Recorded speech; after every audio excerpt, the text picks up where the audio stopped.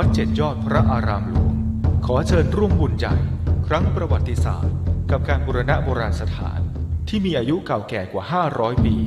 เป็นวัดที่พระเจ้าติโลกราชกษัตริย์ล้านนาแห่งราชวงศ์มังรายทรงสร้างขึ้นและยังเป็นสถานที่สำคัญในการทำสังคายนาพระไตรปิฎกครั้งที่8ของโลกซึ่งการบูรณะในครั้งนี้วัดเจ็ดยอดพระอารามหลวงร่วมกับสำนักศิลปากรที่7เชียงใหม่กรมศิลปากรได้จัดให้มีการบูรณะโบราณสถานทั่วบริเวณวัดกว่า9จุด12รายการจึงขอเชิญชวนพุทธศาสนิกชนผู้มีจิตศรัทธาทุกท่านมาร่วมบุญใหญ่ครั้งประวัติศาสตร์ซึ่งโอกาสบุญในครั้งนี้500ปีจะมีเพียงครั้งเดียวโดยสามารถร่วมบุญได้ที่บัญชีวัดเจ็ดยอดพระอารามหลวงเพื่อการบูรณะโบราณสถานเลขที่บัญชี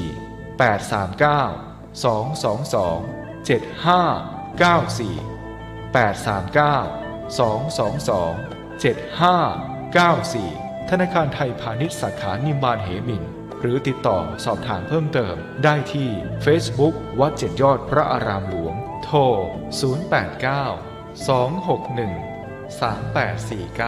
089-261-3849 และ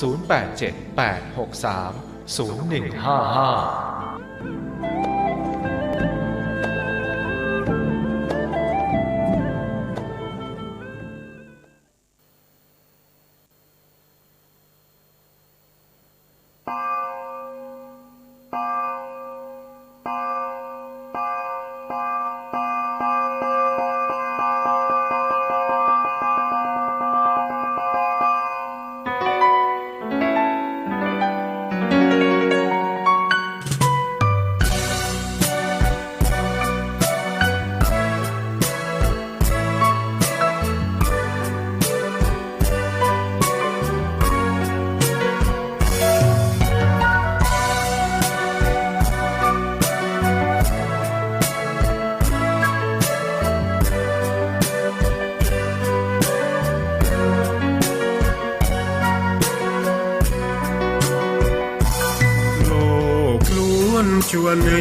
คิดอนิจจังทุกสิ่งไม่ยั่งยืนจีรังย่อมผุพังตามกาลเวลาจะฝืนให้ยั่งยืนจนสิ้นโลกา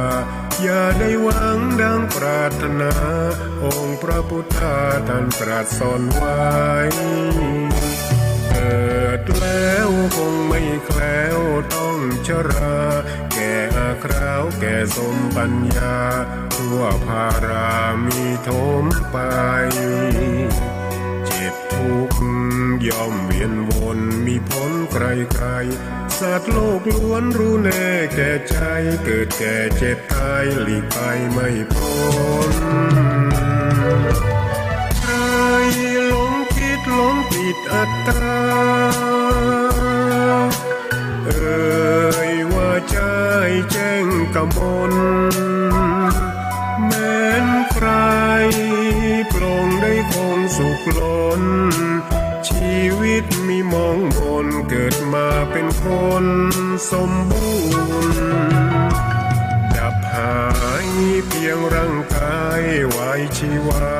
แต่กุศลผลกรรมทำมาย่อมแปลงค่ากลายเป็นทุนส่งผลให้ทุกคนเวียนวนไม่สูญ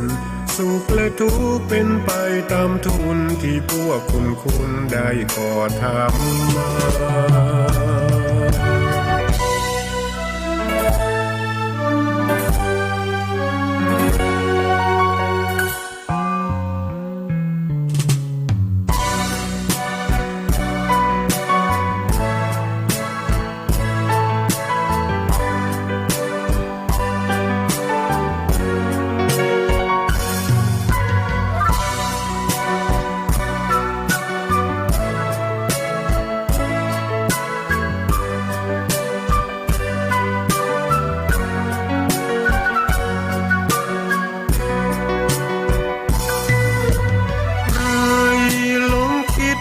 ปิดอัตตาว่าใจแจ้งกมลแม้นใครปลงได้คงสุขล้น ชีวิตมีมองมนเกิดมาเป็นคนสมบูรณ์ดับหายเพียงร่างกายไว้ชีวาแต่กุศลผลกรรมทำมาย่อมแปลงค่ากลายเป็นทุนส่งผลให้ทุกคนเวียนวนไม่สูญสุขและทุกข์เป็นไปตามทุนที่พวกคุณได้ก่อทำมา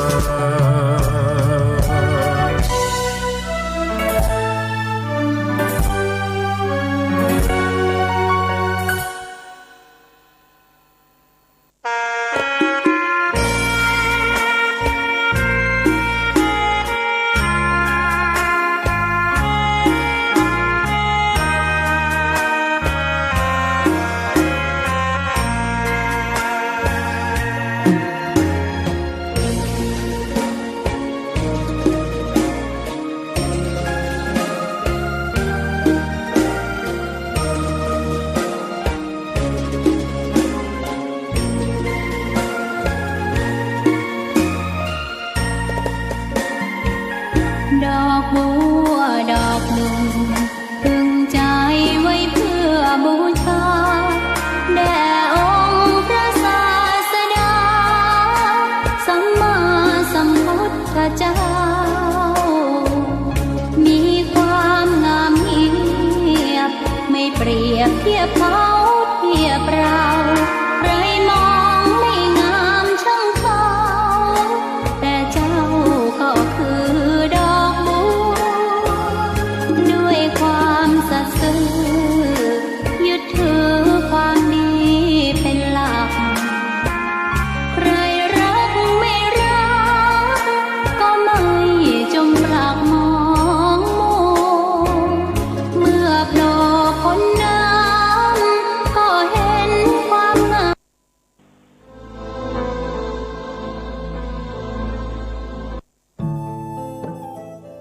ท่านกำลังติดตามรับฟังสถานีวิทยุกระจายเสียงพระพุทธศาสนาแห่งชาติและสังคมคลื่นเพื่อการศึกษาพระพุทธศาสนาและวัฒนธรรมระบบ FM 104.5 เมกะเฮิรตซ์รายการต่อไปเป็นรายการคดีโลกคดีธรรมวันศุกร์และวันเสาร์อาทิตย์ทางสถานีวิทยุแห่งนี้ท่านผู้ฟังสามารถดาวน์โหลดแอปพลิเคชันเพื่อติดตามรับฟังรายการนี้ได้เป็นประจำแอปพลิเคชันมีชื่อว่าสมาพันธ์สื่อวิทยุพระพุทธศาสนาอาเซียนสมาพันธ์สื่อวิทยุพระพุทธศาสนาอาเซียนได้รับความร่วมมือจากสถานีวิทยุพระพุทธศาสนาแห่งชาติคลื่นต่างๆรวมตัวกันจัดทำขึ้นเพื่อเผยแผ่หลักธรรมคำสอนในพระพุทธศาสนาแก่สาธุชนผู้สนใจได้ดาวน์โหลดเพื่อติดตามรับฟังกันตลอด24 ชั่วโมงใครที่บอกให้ผู้อื่นดาวน์โหลดแอปพลิเคชันนี้ต่อผู้นั้นก็จะได้อานิสงส์แห่งบุญด้วยจึงขอเรียนเชิญเจริญพรศรัทธาสาธุชนรับบุญนี้ให้ทั่วถึงกันวันนี้รายการคดีโลกคดีธรรมก็ยังคงเปิดเนื้อหาคำบรรยายของท่านเจ้าคุณพระราชวชิรบัณฑิตหรือพระอาจารย์มหาประนอมธรรมลังการโรตอนสุดท้ายเกี่ยวกับเรื่องคุณสมบัติของผู้ที่จะได้บรรลุธรรมซึ่งท่านได้ปรารภ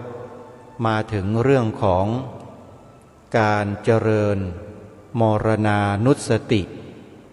หรือความตายเนืองๆซึ่งน่าจะตรงกับบรรยากาศในช่วงนี้พอดีที่มีคนตายทุกวันทุกวันเราน่าจะได้ธรรมะได้สาระจากการบรรยายครั้งนี้ไม่มากก็น้อยทีเดียวแต่ก่อนจะปรารภก่อนจะฟังถึงเนื้อหาดังกล่าว อาตมภาพขอประชาสัมพันธ์เชิญชวนศรัทธาสาธุชนไม่ทิ้งบุญไม่ทิ้งกุศลเนื่องด้วยวัดมหาธาตุยุวราชรังสฤษฎ์เป็นพระอารามหลวงชั้นเอกพิเศษซึ่งมีความสำคัญระดับชาติเนื่องด้วยในอดีตบูรพาจารย์ภายในสำนักแห่งนี้ได้สร้างคุณูปการอย่างยิ่งให้แก่แผ่นดินไทยแก่ชาติไทยท่านเป็นพระมหาเถระผู้ทรงคุณความรู้มีประสบการณ์ทั้งทางด้านทางโลกและทางธรรมได้มอบสาระธรรมะอันเป็นประโยชน์แก่ศรัทธาสาธุชนอย่างกว้างขวางมาเป็นระยะเวลาที่ยาวนานมากเพราะฉะนั้นเพื่อเป็นการตอบแทนบุญคุณท่านถ้าเป็นลูกศิษย์ก็โดยทางตรงถ้าเป็นผู้ที่มีความศรัทธาเลื่อมใสก็เป็นทางอ้อมเพื่อส่งเสริมพระพุทธศาสนาของเราจึงขอเรียนเชิญเจริญพรศรัทธาสาธุชนได้มีส่วนร่วมงานทอดผ้าป่าสามัคคีบูรณปฏิสังขรณ์เสนาสนะโบราณซึ่งเคยเป็นที่สถิตของพระมหาเถระผู้ทรงคุณดังกล่าวหลายรูปถ้าหากท่านใดมีความสนใจท่านสามารถ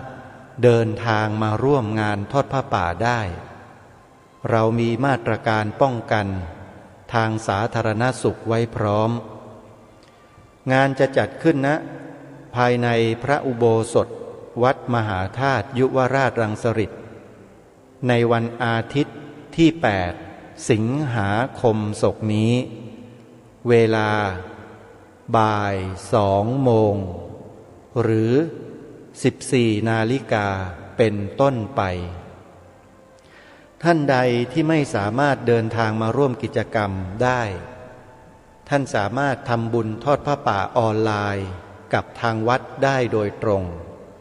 โดยท่านสามารถโอนปัจจัยเข้าบัญชีธนาคารไทยพาณิชย์สาขาบางลำพูเลขบัญชี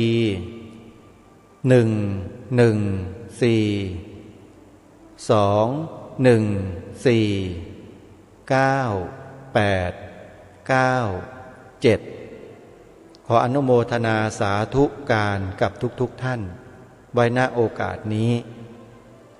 ช่วงนี้ขอเรียนเชิญเจริญพรศรัทธาสาธุชนตั้งใจ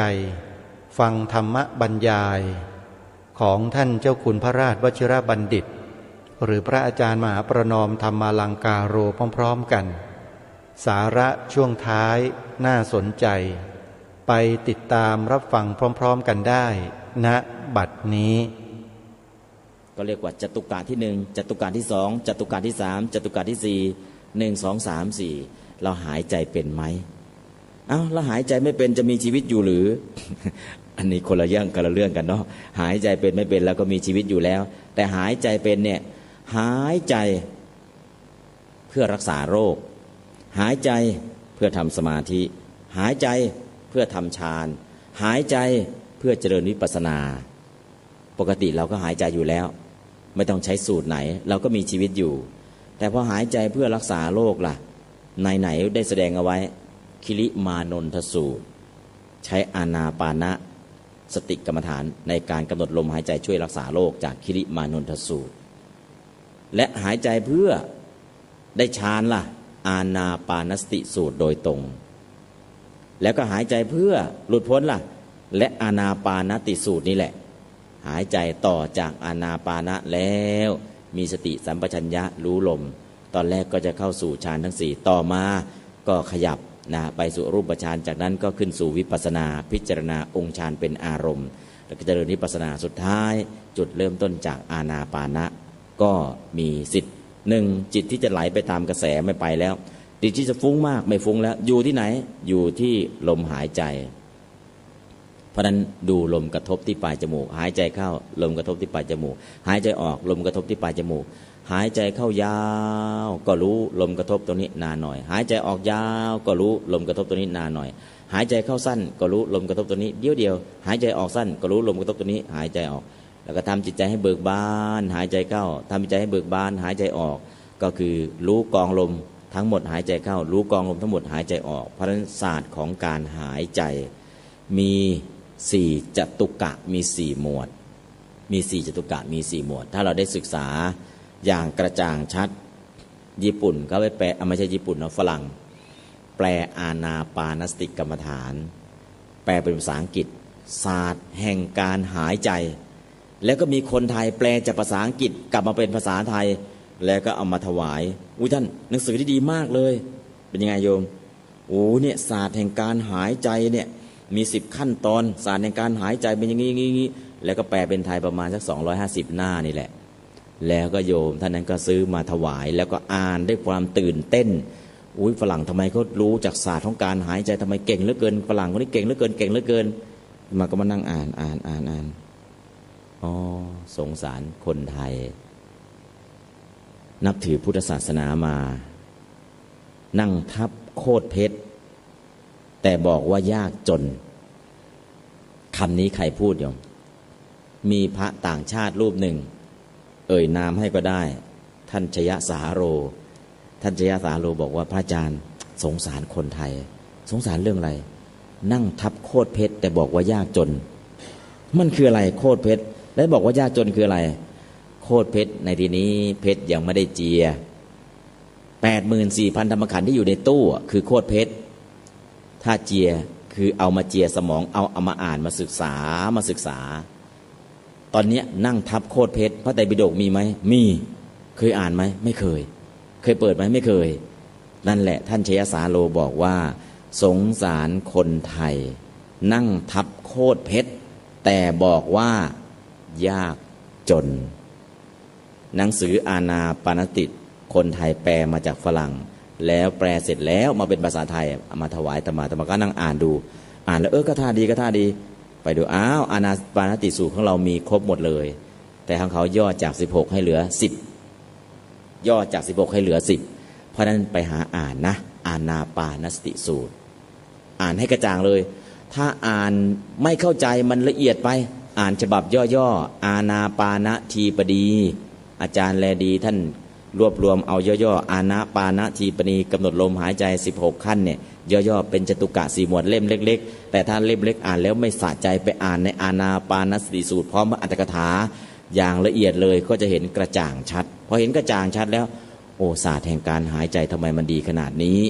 เพราะฉะนั้นโยมลองเอาหายใจสักนิดเนาะเอาแค่พอเป็นตัวอย่างก็แล้วกันหายใจเข้าลึกๆให้เต็มปอดจะใช้คำว่าหายใจเข้าท้องพองหนอก็ได้แล้วก็หายใจออกท้องยุบหนอก็ได้หรือหายใจเข้าพุทโธหายใจเข้าพุทหายใจออกโธก็ได้หรือหายใจเข้านับ1หายใจออกนับ2หายใจเข้านับ1หายใจออกนับ2ก็ได้แต่ครั้งแรกเลยหายใจให้เต็มที่ให้เต็มปอดแล้วกั้นไว้สัก2วิแล้วก็หายใจออกให้หมดแล้วกั้นไว้2วิแล้วหายใจกลับเข้าไปใหม่ให้เต็มปอดแล้วกั้นไว้2วิแล้วหายใจออกให้หมดลองทำอย่างนี้ดูหายใจเข้าหายใจ1หายใจเข้าหายใจออกนับ1หายใจเข้าหายใจออกนับ2หายใจเข้าหายใจออกนับ3หายใจเข้าหายใจออกนับ4หายใจเข้าหายใจออกนับ5หายใจเข้าหายใจออกนับ6หายใจเข้าหายใจออกนับ7หายใจเข้าหายใจออกนับ8หายใจเข้าหายใจออกนับ9หายใจเข้าหายใจออกนับ10ลองหายใจเข้าแล้วกั้นไว้2วิแล้วก็หายใจออกแล้วก็นับ1ทำสบายๆทำไมต้องหายใจให้เต็มที่เพราะสูดลมหายใจเต็มที่แล้วกั้นไว้2วิแล้วก็ปล่อยลมออกให้หมดแล้วกั้นไว้2วิเพื่อดึงจิตของเรามาอยู่กับลมโดยเฉพาะลมกระทบที่ปลายจมูกเอาความรู้สึกเฉพาะจุดนี้ไม่ไปไหนเอาเฉพาะจุดนี้แหละนะวันหายใจเข้ารู้ลมกระทบที่ปลายจมูกหายใจออกรู้ลมกระทบที่ปลายจมูกหายใจเข้ายาวก็รู้หายใจออกยาวก็รู้หายใจเข้าสั้นก็รู้หายใจออกสั้นก็รู้กองลมทั้งหมดที่เข้ามากระทบรู้กองลมที่หายใจออกรู้กองลมหายใจเข้านะก็คือกำหนดรู้เป็นหมวดเป็นหมวดไปเพราะฉะนั้นก็ลองทุกท่านลองหายใจปอดคลายปอดมัน ปอดหน่อยก็หายใจลึกๆปอดเล็กๆก็หายใจสั้นๆตามปอดของตนไม่เท่ากันนะบางคนปอดใหญ่มากคนอื่นก็หายใจ 3-4 ครั้งแต่เขายังครั้งเดียวเพราะนั้นก็คือปอดของใครของมันต้องหายใจเข้าหายใจออกลองดูเอาให้เต็มปอดเลยหายใจเข้าให้เต็มปอดแล้วการหายใจไว้2 วิแล้วหายใจออกให้หมดให้เต็มปอดให้หมดจากปอดแล้วการหายใจไว้2 วิแล้วก็นับ1หายใจเข้าหายใจออกนับ1หายใจเข้าหายใจออกนับ2หายใจเข้าหายใจออกนับ3ลองทำดูสัก10 ครั้งปอดใครปอดมันไม่ต้องไปสนใจนะว่าเราจะต้องหายใจพร้อมกันหายใจของปอดใครปอดมันจมูกใครจมูกมันแรงที่มีอยู่เอาให้เต็มที่เลยหายใจเข้าลึก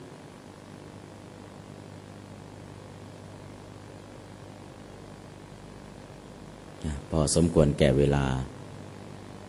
ลองฝึกเองเนาะมีสำนักหนึ่งหายใจเข้าหายใจออกแบบที่ใครคิดมากขนาดไหนฟุ้งมากขนาดไหนหรือเม่อลอยขนาดไหนวิธีการหายใจของสำนักนี้เอาอยู่เอายังไงนะมีคนนั่งปฏิบัติอยู่บนศาลาหลายร้อยคนแต่มาก็ไปสังเกตการพอเริ่มให้กรรมฐานเอาเริ่มกำหนดลมหายใจเข้าออกได้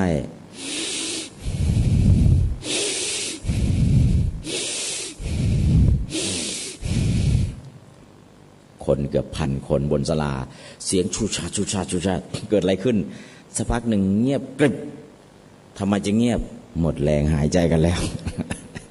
ตอนดูโอ้โหหายใจแรงขนาดนี้แล้วเราจะไหวแล้วเนี่ยไปนั่งดูถ้าอย่างนี้ไม่มีสิทธิ์ฟุ้งไปไหนหรอกหมดแรงฟุ้งบนศาลาอยู่คนเกือบ1,000 คน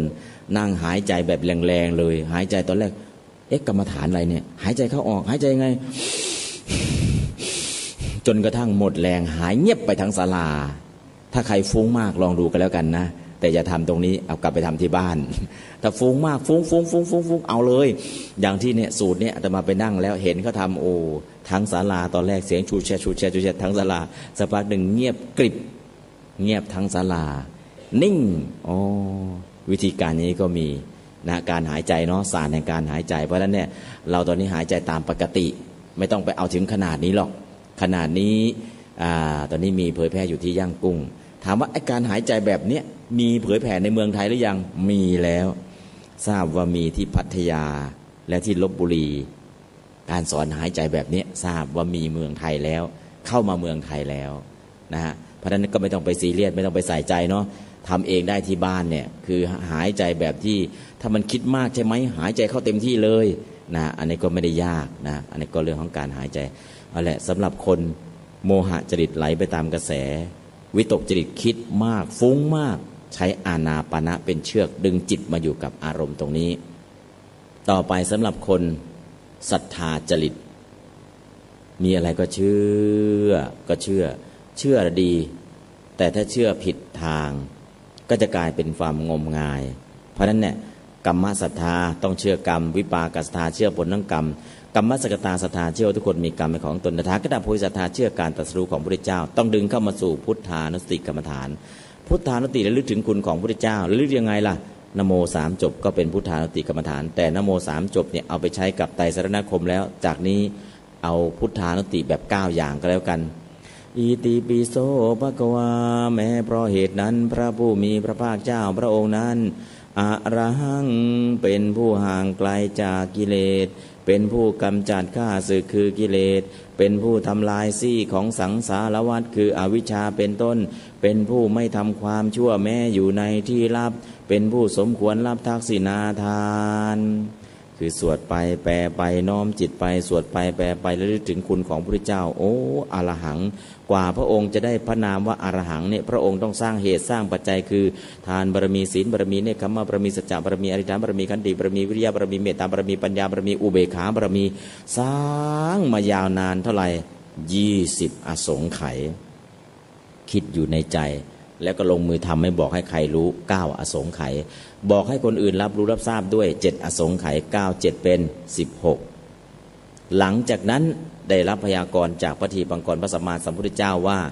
จากนี้เป็นต้นไปอีก4 อสงไขยแสนมหากัป สุเมธดาบทท่านนี้จะได้ตรัสรู้เป็นพระสัมมาสัมพุทธเจ้าพระนามว่าสมณโคดมจากนั้นพระองค์ก็บำเพ็ญบารมีต่ออีก4อสงไขยแสนมหากัปแต่ก่อนหน้านี้ล่ะ16อสงไขยทำอะไรทานะปารามีสัมปันโนทานะอุปปารามีสัมปันโนทานะปรมัตถปารามีสัมปันโนเมตตาไมตรีกรุณามุทิตาอุเบกขาปารามีสัมปันโนอิติปิโสภควาทานบารมีการทำทานเพื่อโพธิญาณการสละอวัยวะร่างกายเพื่อโพธิญาณการสละแม้กระทั่งชีวิตเพื่อโพธิญาณเป็นทานปรมัตถบารมีบารมีแปลว่าการกระทำประโยชน์เพื่อผู้อื่นบารมีแปลว่าการกระทำที่ประเสริฐบารมีแปลว่าการกระทำของผู้ประเสริฐบารมีแปลว่าการตักตวงเอาคุณงามความดีใส่ในตนบารมีแปลว่าการกระทำที่จะส่งให้ผู้กระทำถึงฝั่งพระนิพพานนั่นคือความหมายของคำว่าบารมีและบารมีมี10อย่างมี3เกรด13 30เป็น30ทัศพระองค์บำเพ็ญมายาวนาน20อสงไขยนั้นคือเหตุที่จะได้คำว่าอะระหังเป็นผู้ห่างไกลจากกิเลสเป็นผู้กำจัดข้าศึกคือกิเลสเป็นผู้ทำลายซี่ของสังสารวัฏเป็นผู้ไม่ทำความชั่วแม้อยู่ในที่ลับเป็นผู้สมควรรับทักษิณาทานสัมมาสัมพุทโธเป็นผู้ตรัสรู้แจ้งอริยสัจทั้งสี่ได้โดยพระองค์เองแล้วสามารถสอนผู้อื่นให้รู้แจ้งแทงตลอดอริยสัจทั้งสี่ตามได้ด้วยสวดไปน้อมจิตไปสวดไปน้อมจิตไปเป็นการเจริญพุทธคุณสำหรับคนศรัทธาจริตคราวนี้ศรัทธาตรงทางแล้วไม่ใช่ศรัทธาเชื่ออะไรก็ไม่รู้เชื่อไปหมดวันนี้ดึงเข้ามาเชื่อในทางที่ดีเป็นตถาคตโพธิศรัทธาศรัทธานี้ก็จะทำให้จิตสงบแล้วก็จะเป็นบาดฐานในการทำสมาธิเพื่อเข้าสู่ฌานปัญญาได้เพราะนั้นก็สำหรับคนศรัทธาจริตให้เจริญพุทธานุสติกรรมฐานลองทดลองเนาะไม่ฝึกเดี๋ยวจะทำไม่เป็นอิติปิโสภควาแม้เพราะเหตุนั้นพระผู้มีพระภาคเจ้าพระองค์นั้นอะระหังเป็นผู้ไกลจากกิเลสเป็นผู้กำจัดข้าศึกคือกิเลสเป็นผู้ทำลายซี่ของสังสารวัฏคืออวิชชาเป็นต้นเป็นผู้ไม่ทำความชั่วแม้อยู่ในที่ลับเป็นผู้สมควรรับทักษิณาทานสัมมาสัมพุทโธเป็นผู้ตรัสรู้แจ้งอริยสัจทั้งสี่ได้โดยพระองค์เองแล้วสามารถสอนผู้อื่นให้รู้แจ้งแทงตลอดอริยสัจทั้งสี่ตามได้ด้วยวิชชาจารณสัมปันโนเป็นผู้ถึงพร้อมด้วยวิชชา3และจารณะ15เอาแค่นี้แหละลองน้อมจิตเข้าไปสวดไปน้อมจิตเข้าไปสวดไปเอาสวดมนต์แปลมาสวดกลับไปกลับมาน้อมระลึกถึงพุทธคุณอยู่เนืองพอจบพุทธคุณแล้วก็ไปธรรมคุณจบธรรมคุณสังฆคุณอนุสติทั้ง10นั่นแหละนะโดยเฉพาะ1ถึง6เหมาะสำหรับอนุสติ1ถึง6เหมาะสำหรับคนศรัทธาจริตต่อไปศรัทธาผ่านแล้วคนมีปัญญามากๆคือพุทธิจริตต้องใช้ไม้แข็งไม้แข็งคืออะไรมรณานุสติกรรมฐานเก่งขนาดไหนสุดท้ายก็ต้องตายไม่มีใครหนีความตายไปพ้นความตายเป็นของไม่แน่นอนแต่ทุกคนจะต้องตายแน่นอนแม้ตัวเราเองก็ต้องตายแน่นอนไม่มีใครหนีความตายไปพ้นเพราะฉะนั้นคนที่มีปัญญามากๆให้เจริญมรณานุสติกรรมฐานสำหรับสมถะนะถ้าวิปัสสนาก็คือธรรมานุปัสสนาถ้าสมถะก็คือมรณานุสติกรรมฐานเดี๋ยวว่าตามความตาย เป็นของไม่แน่นอนแต่ทุกคนจะต้องตายแน่นอนไม่มีใครหนีความตายไปได้ความแก่และความตายเหมือนภูเขาหินจดท้องฟ้ากลิ้งมาจากทิศทั้งสี่มาบดขยี้บุคคลนั้นจะเป็นกษัตริย์เป็นพราหมณ์เป็นแพทย์เป็นสูตรเป็นคนจันทานก็ตามไม่สามารถจะหลีกหนีความแก่และความตายได้ตัวเราเองจะต้องแก่แน่นอนจะต้องตายแน่นอนนะอันนี้ก็คือให้พิจารณาอย่างนี้อยู่เนืองๆเจริญมรณานุสติกรรมฐานความแก่และความตายเป็นของไม่แน่นอนไม่มีใครหนีความตายไปพ้นแม้ตัวเราเองก็จะต้องตายแน่นอนเพราะฉะนั้นพิจารณาอยู่เนืองๆโอ้ถ้าเราจะต้องตายทำอะไรดีมีครั้งหนึ่งพระเจ้าประเสนทิโกศลเสด็จประพาสในเมืองเสร็จแล้วแวะวัดเจตวัน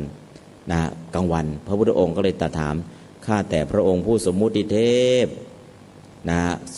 มหาบพิตรเหตุใดพระองค์มาผิดเวลานี้เป็นเวลากลางวันปกติเนี่ยพระองค์จะมาเวลาเช้ากับเวลาเย็นตอนนี้มาเวลากลางวันข้าแต่พระองค์ผู้เจริญข้าพระองค์ตอนนี้ราชาภิเษกเรียบร้อยแล้วเสด็จเมืองเสด็จชมเมืองหาความสุขสำราญแล้วก็ไปเยี่ยมเยียนประชาชนแล้วก็แวะมาพระเจ้าข้าพุทธองค์ก็เลยตรัสถามว่ามหาบพิตรถ้าอย่างนั้นมีอำมาตย์ที่เชื่อถือได้มาทูลพระองค์ว่าข้าแต่พระองค์ผู้สมมุติเทพตอนนี้ภูเขาหินแท่งทึบสูงจดท้องฟ้ากลิ้งมาจากทิศทั้งสี่ไม่มีใครจะหนีได้นะแล้วก็ในขณะเดียวกัน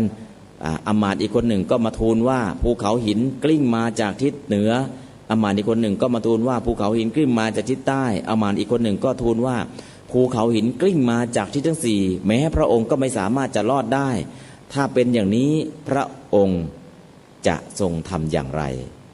พระเจ้าประเสนทิโกศลก็กราบทูลพระองค์ว่าข้าแต่พระองค์ผู้เจริญถ้าเป็นอย่างนั้นหม่อมฉันจะรีบปฏิบัติทันทีจะไม่รอช้าแล้วถ้าเห็นความตายมันจะมาอย่างนี้จากที่ทั้งตีเหมือนภูเขาหินท่านพระองค์ข้าพระองค์จะรีบปฏิบัติธรรมในทันทีจะไม่รอช้าจะไม่รอช้าอันนี้คือพระดำรัสที่พระเจ้าประเสนทิโกศลได้กราบทูลพระพุทธเจ้าว่าถ้าความตายเหมือนภูเขาหินที่กลิ้งมาจากที่สี่กิจที่จะต้องทำคือพระองค์ไม่สามารถทำอะไรได้นอกจากรีบปฏิบัติธรรมจากพระสูตรที่ชื่อว่าปัปพะโตปมะคาถาคาถาที่อุปมาความแก่และความตายเหมือนภูเขาหินที่กลิ้งมาจากทิศทั้งสี่เพราะนั้นตรงนี้แม้แต่พระเจ้าประเสนทิโกศลพระองค์ก็ยังตอบว่าต้องรีบปฏิบัติธรรมหาทางพ้นทุกข์นั่นแหละเพราะฉะนั้นเจริญมรณานุสติกรรมฐานแล้วเพื่อให้เราไม่ประมาทรีบเจริญสมณธรรมเพื่อเข้าถึงความพ้นทุกข์นั่นคือเหตุผลของการเจริญมรณานุสติกรรมฐานสำหรับคนพุทธิจริตมีปัญญามากราคะจริตก็อสุภกรรมฐานโทสะจริตก็เมตตากรรมฐานโมหะจริตวิตกจริตก็อานาปานาติกรรมฐานศรัทธาจริตก็พุทธานุสติกรรมฐานพุทธิจริตก็มรณานุสติกรรมฐานเหลืออะไรครับนิยมไม่เหลือแล้วครบแล้วเนาะเพราะฉะนั้นเราจริตอะไรถ้ารักสวยรักงามราคะจริตถ้าขี้งุยเอาแต่ใจโทสะจริตถ้าไหลไปตามกระแสหรือคิดมากวิตกจริตถ้าเชื่ออะไรง่ายๆศรัทธาจริตถ้าไม่เชื่ออะไรง่ายๆต้องมีเหตุผลมากๆพุทธิจริตอันนี้คือวิธีการสังเกตว่าเราจริตอะไรแล้วก็หาธรรมะที่ถูกกับจริตที่เป็นธรรมโอสถถ้าไม่เช่นนั้นแล้วเขาไปเจริญอานาปานะได้ผลก็เขาโมหะจริตกับวิตกจริตแต่คนนั้นเขาไปเจริญมรณานุสติแล้วได้ผลก็เขาพุทธิจริตแต่คนนั้นน่ะไปเจริญเมตตาแล้วได้ผลก็เขาโทสะจริตเพราะฉะนั้นเราจริตอะไรอย่าไปเอาคนอื่นเป็นเกณฑ์เป็นประมาณถ้าเอาคนอื่นเป็นเกณฑ์เป็นประมาณเราจะไม่ได้อะไรเพราะเรากับเขานาจิตตังคนละจริตกันเมื่อคนละจริตนะเราต้องเรียนรู้ให้ครบเสร็จแล้วเราจริตอะไรและธรรมะถูกกับจริตของเราคืออะไรเลือกเอาเฉพาะธรรมะที่ถูกกับจริตแล้วก็ลงมือปฏิบัตินั่นแหละจึงจะเห็นผล ไม่ใช่เป็นยาหม้อใหญ่ใครไม่สบายก็พาราเซตามอลใครไม่สบายก็พาราเซตามอลไม่ใช่หรอกบางคนไม่สบายอดหลับอดนอนก็ไปนอนซะก็หายบางคนไม่สบายไม่ถ่ายไม่ต้องพาราหรอกกินยาถ่ายก็หายนะฮะบางคนก็เหตุมันมาคนละอย่างเพราะฉะนั้นหาสาเหตุให้เจอแล้วก็รักษาตามอาการแค่นั้นแหละเพราะฉะนั้นกรรมฐานเป็นธรรมโอสถต้องดูจริตของเราดูตัวเราเองให้ออกบอกตัวเราเองให้ได้ใช้ตัวเราเองให้เป็นว่าเราจริตอะไรแค่นั้นเองเพราะฉะนั้นในช่วงนี้กรรมฐานตามจริตที่เป็นสมถกรรมฐานวันนี้คุณสมบัติของผู้ที่ได้บรรลุมี6อย่างและธรรมะในส่วนบันไดขั้นที่เท่าไหร่ขั้นที่4ขั้นที่4คือสมถกรรมฐานมีตั้ง40วิธีแต่แยกตามจริตแล้วเหลือ6จริต6จริตก็คืออานาปนะใช้โมหะกับวิตกคู่กันก็เหลือแค่5เพราะฉะนั้นก็เหลือแค่5หมวดที่เราต้องจำและ5หมวดก็ไม่ต้องจำเราจริตอะไรพอรู้จากจริตก็เอาเฉพาะธรรมะที่ถูกกับจริตก็เหลืออย่างเดียวก็ไม่เกินวิสัยที่เราจะทำได้เพราะฉะนั้นทุกท่านมีสิทธิ์ขอให้ทุกท่านใช้สิทธิ์ของตนเองอย่างเต็มที่ต่อไปก็จะได้ตอบคำถามที่ทุกท่านได้ฝากมาจะตอบคำถามทุกท่านก็หมดสิทธิ์แล้วเนาะมีคนแอบจะใช้สิทธิ์แล้วใครถีนมิทธะถีนมิทธะจะแอบมาใช้สิทธิ์แล้วกราบเรียนถามพระอาจารย์ว่าเคยได้ยินมาว่าเทวดาไม่สามารถบรรลุธรรมได้ไม่จริงเลยมีคำกล่าวไว้ว่าเกิดเป็นมนุษย์นั้นแสนประเสริฐสุดแม้แต่เทวดาก็ยังต้องมาเป็นมนุษย์สวดมนต์ไม่ใช่เทวดาบรรลุง่ายกว่ามนุษย์แต่เทวดาที่ทำเหมือนมนุษย์ไม่ได้คือบวชเป็นพระไม่ได้บรรลุเป็นพระสัมมาสัมพุทธเจ้าไม่ได้อันนี้คือสิ่งที่เทวดาเป็นไม่ได้แต่เทวดาเนี่ยบรรลุได้ง่ายกว่ามนุษย์บรรลุธรรมนะธรรมจักรหนึ่งเดียวในมนุษย์ได้บรรลุแต่วันนั้นเทวดาได้บรรลุ18โกฏคือ180ล้านมงคลสูตรไม่ทราบว่ามนุษย์ที่ใดได้บรรลุแต่มงคลสูตรเทวดาได้บรรลุ100,000โกฏคือ1ล้านล้านเพราะนั้นเทวดาบรรลุได้ง่ายกว่ามนุษย์แต่จะมาสร้างบารมีทั้ง10หรือจะบวชเป็นพระมนุษย์เท่านั้นทำได้แต่เทวดาเนี่ยแต่ถ้าเทวดาทำไมได้บรรลุง่ายตอนเป็นมนุษย์ได้สร้างเหตุไว้หมดแล้วสร้างเหตุไว้ตอนเป็นมนุษย์เพราะนั้นเทวดาจึงบรรลุง่ายแล้วก็โยมขอความเมตตาพระอาจารย์ช่วยอธิบายและชี้แจงให้โยมได้มีความรู้และเข้าใจอย่างถูกต้องด้วยนะจะกล่าวว่าเทวดาบรรลุธรรมได้หรือไม่ได้ตอบว่าบรรลุได้และง่ายกว่ามนุษย์จะบรรลุได้คือตอนเป็นมนุษย์เคยเรียนมาแล้วปฏิบัติมาแล้วนั่งรอบรรลุบนสวรรค์เพราะฉะนั้นถ้าทำทานกุศลไม่เกิดเป็นเทวดาไม่ได้บรรลุศีลกุศลอย่างเดียวไปเกิดเป็นเทวดาไม่ได้บรรลุทานก็ให้ศีลก็รักษาภาวนาก็เจริญพอเป็นเทวดาแล้วรอบรรลุอยู่บนสวรรค์เลยเป็นมนุษย์เนี่ยปฏิบัติเถอะบรรลุไม่เป็นไรแต่พอไปบนสวรรค์เราจะบรรลุง่ายที่สุดเพราะฉะนั้นสร้างเหตุสร้างปัจจัยในมนุษย์แต่บรรลุบนสวรรค์จะง่ายที่สุดคำถามต่อมาหลายครั้งที่ทางบ้านได้สมุดบันทึกดีๆมาแต่แล้วไม่มีความจำเป็นต้องใช้เราสามารถนำสมุดบันทึกดีนั้นมารวมกับปัจจัยถวายทายธรรมกับสิ่งอื่นจะเป็นการทำผิดหรือไม่เพราะอาจจะมีความคิดที่ว่าเอาของเหลือซึ่งเราไม่เคยได้ใช้เลยและไม่จำเป็นไม่มีเจตนาที่ดูหมิ่นดูแคลนแม้แต่น้อยแต่เห็นว่าเป็นประโยชน์ต่อพระสงฆ์บางรูปที่ต้องการใช้มาถวายบาปหรือไม่เจ้าค่ะไม่บาปโดยประการทั้งปวงนะจริงๆแล้วเอาของอย่างเงี้ยอาตมาก็บอกโยมตอนนี้เอาเศษอาหารมาถวายอาตมาก็รับเอ้าท่านเอาไปทำอะไรตอนนี้อาตมาทำปุ๋ยทำแก๊สโยมไม่มีอาหารน่ะหิ้วเศษอาหารอย่างเดียวไปวัดจากแดงรับหมดเศษอาหารเศษผักเศษผลไม้อาตมามีเครื่องจัดการขยะแล้วเครื่องคาวเทคใส่เข้าไปในเครื่องปุ๊บแล้วก็เครื่องบดเครื่องปั่นครึ่งชั่วโมงวันหลังมาได้ปุ๋ยได้แก๊สได้ปุ๋ยอินทรีย์ได้แก๊สมีเทนในการหุงต้มเพราะฉะนั้นแม้แต่เศษอาหารโยมเอามาทำได้บุญอาตมาได้ปุ๋ยได้แก๊สกิ่งไม้อาตมาก็ได้ปุ๋ยได้แก๊สได้วุฒพาเลตได้เชื้อเพลิงจากกิ่งไม้พลาสติกตอนนี้อาตมานึ่งทำน้ำมันได้น้ำมันเชื้อเพลิงเพราะฉะนั้นอย่าคิดว่าอุ้ยแล้วกระดาษสมุดเก่าเนี่ยที่วัดก็ได้ใช้เยอะใช้มีคนใช้ได้ก็คือจริงๆแล้วเนี่ยเศษอาหารเหลือติดจานมีพระองค์หนึ่งจะไปล้างบาตรเห็นมดกำลังหากินโอ้ยมดข้าวเม็ดเดียวมดคาบตั้ง10 ตัวท ท่านก็เลยมีข้าวติดขอบบาตรอยู่20 เมล็ดเนี่ยเอามือลูบข้าวที่ติดขอบบาตรไปโปรยลงที่ขุยมดขอให้มดเล็กมดน้อยจงคาบเอาเศษอาหารไปประทังชีวิตเถิดด้วยอานิสงส์ที่เศษอาหารติดขอบบาตรท่านไปโปรยให้ขุยมดจากชาตินั้นจนถึงชาติสุดท้ายคำว่าอดอยากท่านไม่เคยได้ยินเพราะฉะนั้นเนี่ยถ้าเป็นเศษอาหารก็ให้มดให้แมวนะถ้ายังไม่ได้ทานก็ให้คนนะก็คือจริงๆแล้วทานกุศลถ้าเราฉลาดทำได้อย่าไปดูถูกว่าอุ๊ยอันนู้นไม่เหมาะอันนี้ไม่เหมาะถ้ามีประณีตก็ทำประณีตไม่มีปาณีตเศษอาหารมาให้วัดอาตมาก็รับได้บุญไหมได้บุญตอนนี้ใครมีผักมีผลไม้ที่ไม่ได้ใช้มีเศษอาหารไม่ได้ขอให้แยกกันนะไม่ใช่อุ๊ยทางนั้นดีเลยขยะที่บ้านเต็มขนไปวัดหมดไม่ใช่นะ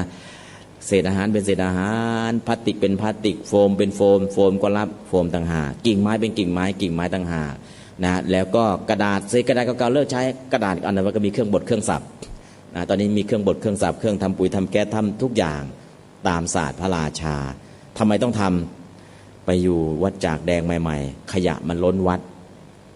คิดหาทางกำจัดขยะจะทำยังไงดีขยะที่น้ำพัดขึ้นมาน้ำขึ้นพัดขยะมาน้ำลงเหลือขยะน้ำขึ้นพัดขยะมาน้ำลงเหลือขยะทิ้งไว้แล้วคนมาก็ทิ้งขยะแล้วก็สุนัขก็ทิ้งมูลขยะขี้สุนัขเต็มวัด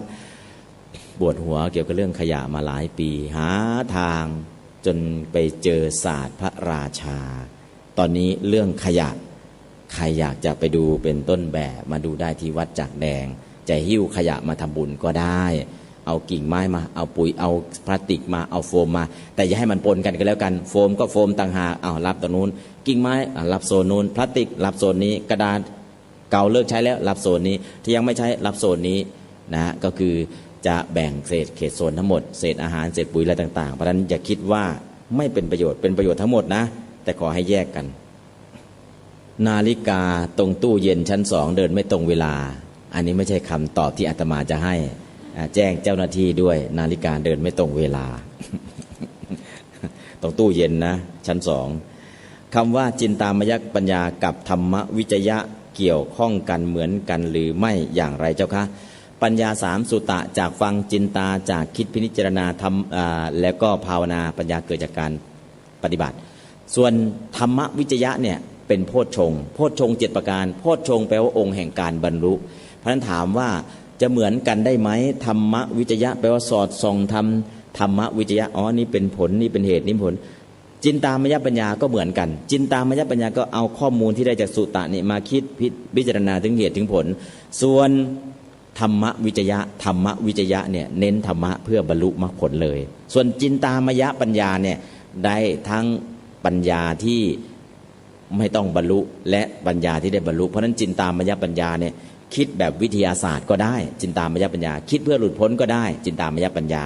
นะองค์ธรรมก็คือโยนิโสมนสิการโยนิโสมนสิการองค์ธรรมได้แก่อาวัชนะจิต2ดวงคือปัญจทวาราวัชนะจิตและมโนทวาราวัชนะจิตนั่นคือองค์ธรรมของจินตามยปัญญาหรือโยนิโสมนสิการส่วนธรรมวิจยะองค์ธรรมได้แก่ปัญญาคนละตัวกันธรรมวิจยะเป็นปัญญาตัวจริงปัญญาเจตสิกส่วนจินตามยปัญญาเป็นโยนิโสมนสิการองค์ธรรมได้แก่อาวัชนะจิตคนละอย่างกันแต่มาเรียกในพระสูตรใช้คำว่าจินตามยปัญญานะประเด็นก็คือชื่อเนี่ยคำว่าปัญญาเนี่ยเป็นชื่อเรียกในพระสูตรหรือชื่อเรียกในอภิธรรมและองค์ธรรมมันคืออะไรนะต้องเข้าใจหรือมิจฉาสติกับสัมมาสติมันเหมือนกันด้วยสติเอ้าสติก็มีมิจฉาด้วยเลยมิจฉาสติองค์ธรรมได้แก่วิตกเจตสิกสัมมาสติองค์ธรรมได้แก่สติเจตสิกคนละตัวกันเพราะฉะนั้นคำศัพท์มันนิดเดียวถ้าเราเข้าใจอ๋อคำศัพท์อย่างนี้มันอยู่ที่ไหนและใช้ยังไงต้องรู้แหล่งที่มาที่ไปแล้วก็ถอดรหัสหาองค์ธรรมให้ได้นั่นแหละนะจึงจะเข้าใจตรงประเด็นการเดินทางปฏิบัติโดยทางรถทางเรือเครื่องบินอันไหนถึงเร็วกว่ากันก็นั่งเครื่องบินละโยมถึงเร็วกว่า โยคีเนาะนั่งเครื่องบินเนี่ยปฏิบัติโดยนั่งเครื่องบินถึงเร็วกว่านะแล้วยิ่งเร็วยิ่งยากใช่ไหมเจ้าคะยิ่งเร็วยิ่งยากไม่เกี่ยวกันถ้าบุญบารมีเต็มยกจิตขึ้นเห็นไตรลักษณ์เห็นอนิจจังเห็นการเกิดดับอ๋อเห็นไตรลักษณ์อนิจจังอ๋อไม่เที่ยงคือเกิดขึ้นแล้วอยู่แล้วก็ดับไปเห็นไตรลักษณ์อย่างรวดเร็วได้บรรลุสำหรับใครอุคติตันยูบุคคลเพราะฉะนั้นเนี่ยคนที่ จะนั่งเครื่องไปพระนิพพานเนี่ยคือเกิดอุคติตันยูบุคคลเนี่ยก็คือคนที่ได้บรรลุง่ายๆเนี่ยคือคนที่มีปัญญาสะสมมามากอันนี้อุคติตันยูเพราะฉะนั้นเราจะลงรถหรือลงเรือหรือนั่งเครื่องบินขึ้นอยู่กับเหตุปัจจัยในอดีตเหตุปัจจัยในปัจจุบันเนี่ยก็นิดหน่อยแล้วถ้าจะครบทั้ง3จะได้ไหมเจ้าคะจะครบทั้ง3เอา3อย่างเลยเด้อทั้งลงรถได้เหมือนกันทั้ง3ได้เลยแล้วแต่บางคนเนี่ยไตรลักษณ์พิจารณาข้อเดียวก็ได้บรรลุบางคนต้องไตรลักษณ์ทั้งอนิจจังทั้งทุกขังอนัตตาบางคนต้องผ่านสมถะแล้วก็มาวิปัสสนาบางคนทั้งสมถะและวิปัสสนามาพร้อมๆกันเพราะฉะนั้นแล้วแต่เหตุแล้วแต่ปัจจัยนะบทไตรสรณคมของพระอาจารย์ที่สวดให้ฟังเพราะมากค่ะแต่จดไม่ทันจะขอได้อย่างไรเจ้าค่ะจดไม่ทันอยู่แล้วโยมเพราะอะไรมันเป็นหนังสือเล่มขนาดนี้อาตมาก็สวดเมื่อก่อนเคยสวดแล้วบันทึกไว้แล้วก็ทำแผ่นแจกก็ปรากฏว่าทำแจกแค่10,000 แผ่นมันก็หมดภายใน2 เดือนหลังจากนั้นต้นฉบับก็หมดไปด้วยก็เลยไม่ได้มาแจกเนาะเดี๋ยวโอกาสหน้าจะทำใหม่สวดไตรสรณคมจากไตรสรณคมเข้าไปสู่ลำดับญาณเข้าไปสู่การปฏิบัติจนถึงอรหัตตมรรคญาณเนี่ยจุดเริ่มต้นจากไตรสรณคมท่านอาจารย์แลดีท่านได้รวบรวมเอาไว้นะอันนั้นก็คือมีอยู่ในไตรสรณคมเรียกว่าหนังสือมหาสรณคมทางวัดจักแดงได้เคยพิมพ์ไว้และซีดีก็เคยทำไว้แต่ตอนนี้หมดในหนังสือยังพอมีอยู่นะหนังสือยังพอมีอยู่กราบนมัสการพระอาจารย์กระผมนิสัยง่ายๆอะไรก็ได้ผมจะภาวนาแบบใดจึงจะเข้ากับจิตง่ายๆอะไรก็ได้ง่ายๆอะไรก็ได้โมหะจริตกับวิตกจริตหรือก็ศรัทธาจริตศรัทธาจริตก็ง่ายๆโมหะจริตก็ง่ายๆเพราะฉะนั้นดีที่สุดอานาปานะกำหนดลมหายใจเข้าออกถ้าเป็นคนง่ายๆเนี่ยอานาปานะเลยเมื่อเกิดมีความเครียดซึ่งเป็นทุกข์บั่นทอนจิตใจและส่งผลกับกายจะมีวิธีแก้ปัญหาอย่างไรเจ้าคะอันนี้ตอบแล้วสำหรับคนโทสะจริตบอกวิธีการแก้แล้วหากอายุครบ60 ปีถ้าถึงวัยเกษียณแต่มีคนมายื่นข้อเสนอให้ทำงานต่อเราควรพิจารณาอย่างไรเจ้าคะหากเราตั้งใจว่าถึงวัยเกษียณจะใช้เวลาที่เหลือในชีวิตเข้าสู่ทางธรรมหากใจเกิดโลภะอยากหาเงินอีกใจก็เกิดโลภะอยากหาเงินอีกใจหนึ่งก็อยากเข้าทางธรรมจริงๆแล้วเกษียณเนาะถ้ายังทำงานไหวทำงานไปด้วยทำงานไปด้วยปฏิบัติธรรมไปด้วยทำไมล่ะแต่ถ้าเราตัดจริงๆเงินเหลือเฟือแล้วก็อยากจะอยู่คนเดียวแล้วเอาจริงๆเนี่ยใจเด็ดเดี่ยวจริงๆเนี่ยปฏิบัติเรียนปฏิบัติให้ไปเลยรู้แล้วรู้รอดแต่ถ้ามีความสามารถจะทำงานได้ด้วยปฏิบัติธรรมได้ด้วยและที่ไปทำงานเนี่ยเพื่ออะไรในขณะที่เราเรียนไปรู้ไปปฏิบัติไปแล้วก็นำเอาความรู้นำเอาธรรมะนี่ดึงเข้าไปสู่ที่ทำงานเราก็จะได้ประโยชน์เขาก็ได้ประโยชน์แต่ถ้าเราออกมาเลยเราก็มีความรู้ธรรมะแต่อยากจะกลับไปช่วยสงเคราะห์เพื่อนเขาไม่เปิดโอกาสแล้วเพราะคุณไม่ใช่เจ้าหน้าที่ไม่ใช่พนักงานแล้วแต่ถ้าเรายังทำงานอยู่เรามาเรียนรู้มาปฏิบัติแล้วมีความรู้สามารถกลับไปเชื่อมและสงเคราะห์เขาได้อีกเพราะฉะนั้นนะถ้าไม่เสียเวลามากก็ทำงานไปเถอะแต่ทำงานเพื่ออะไรเพื่อทำงานเพื่อหาเงินมาทำทานทุกครั้งที่ทำงานให้ตั้งใจว่าหาเงินมาเพื่อทำทานอ้าวแล้วตัวเองไม่ใช้เหรอใช้คนแรกที่จะได้ทานคือตัวข้าพเจ้าเองจะได้ทานจนอิ่มคนที่2ญาติได้ทานคนที่3ประเทศชาติได้ทานคือได้ภาษีคนที่4พระศาสนาได้ทานคือได้ปัจจัย4เพราะฉะนั้นทุกครั้งที่ทำงานให้ตั้งจิตว่าทำมาเพื่อให้ทานถ้าไม่ทำมาเพื่อให้ทานเห็นคนบางคนรวยเป็นพันล้านตัวเองก็ไม่ใช้มีเป็นพันล้านไม่ได้ใช้ตัวเองไม่ได้ทานเลยญาติล่ะยังไม่ได้ทานอีกประเทศชาติล่ะก็ยังไม่ได้ภาษีอีกพระศาสนาล่ะอาตมาก็มองดูตาปริบๆยังไม่ได้ทานอีกอันนั้นหามาได้ตั้งพันล้านไม่คิดว่าหามาเพื่อให้ทานเพราะฉะนั้นตนเองยังไม่ได้ทานเลยสุดท้ายตัวเขาก็ต้องจากโลกนี้ไปตกมาถึงญาติก็ต้องแย่งมรดกกันพอแย่งมรดกกันก็มีการล้มหายตายจากหลังจากนั้นก็มาถึงอาตมาให้เป็นช่วยหน่อยช่วยตัดสินช่วยอะไรช่วยหน่อยอาตมาก็ให้คำแนะนำไปก็เห็นแล้วคนที่หามาเนี่ยเขายังไม่ได้ทานเลยนะหามาตั้งพันล้านเพราะฉะนั้นเนี่ย ทุกครั้งที่ทำงานหาเงินให้ตั้งจิตว่าข้าพเจ้าจะหามาเพื่อให้ทานตั้งจิตอย่างนี้โลภะไม่เกิด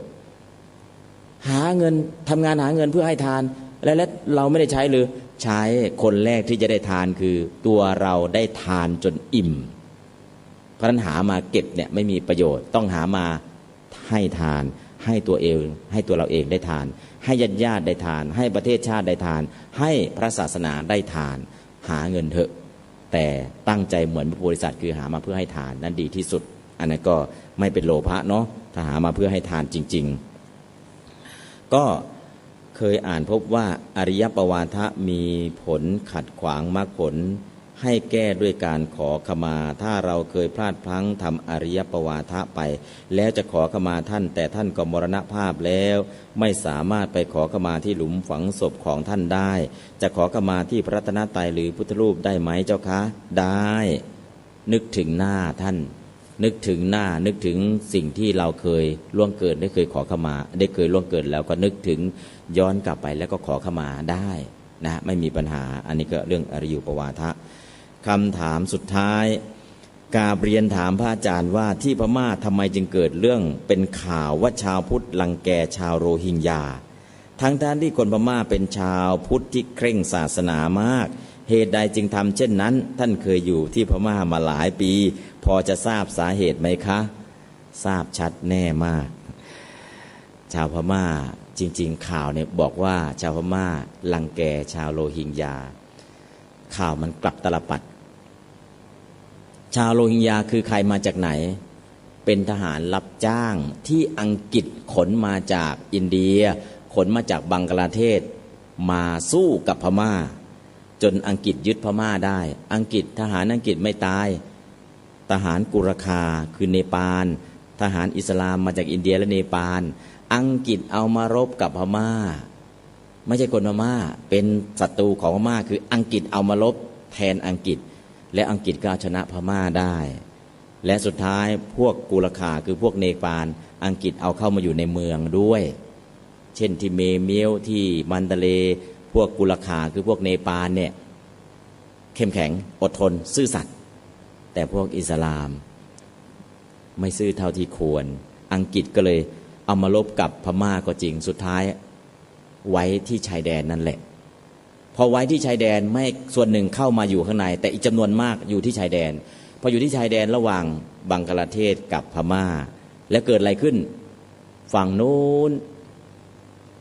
อินเดียเนปาลก็บอกว่าเขาออกมานานแล้วอังกฤษเอามาไม่ใช่คนของเขา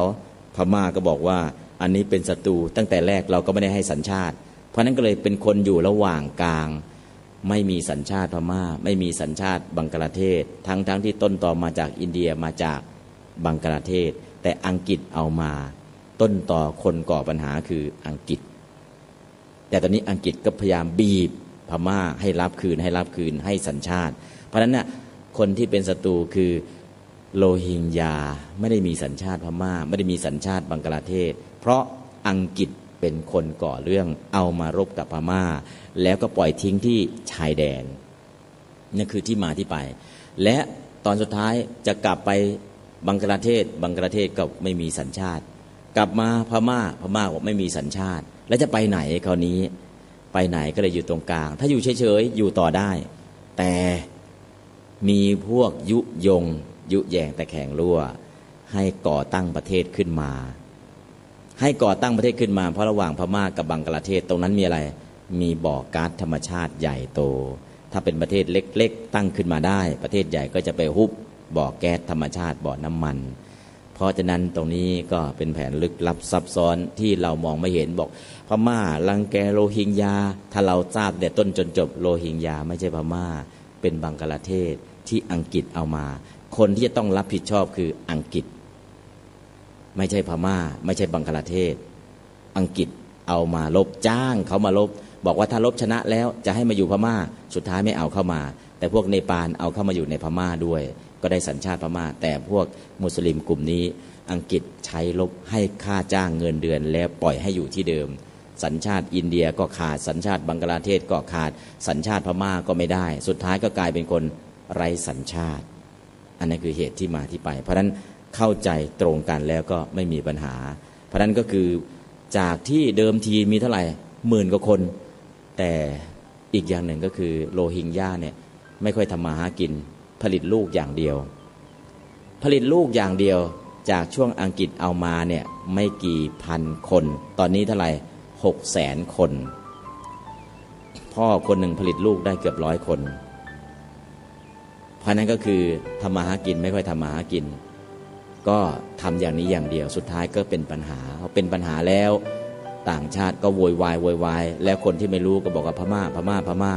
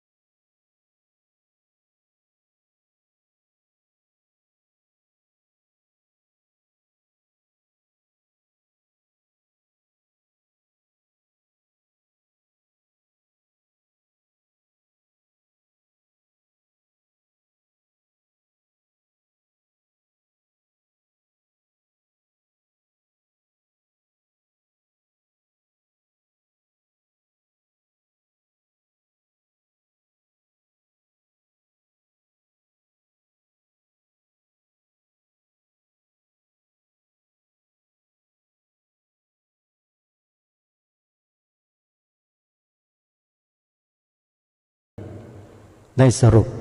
ให้เราได้เห็นภาพในช่วงท้ายเกี่ยวกับคำถามของผู้ที่สงสัยเรื่องโรฮิงญาก็เป็นที่เข้าใจกันแล้วนะท่านสาธุชนว่าคืออะไรแบบไหนยังไงและท่านก็สรุปว่ากัมมุนาวัตตีโลโกสัตว์โลกย่อมเป็นไปตามกรรมแต่เราต้องรู้รายการคดีโลกคดีธรรมคือรายการที่ทำให้พวกเราได้รู้เจริญพรกล้าคิดก็ต้องกล้าทำอย่ากลัวถ้าทำความดีเป็นศึกษาปัญหาให้ทันทุก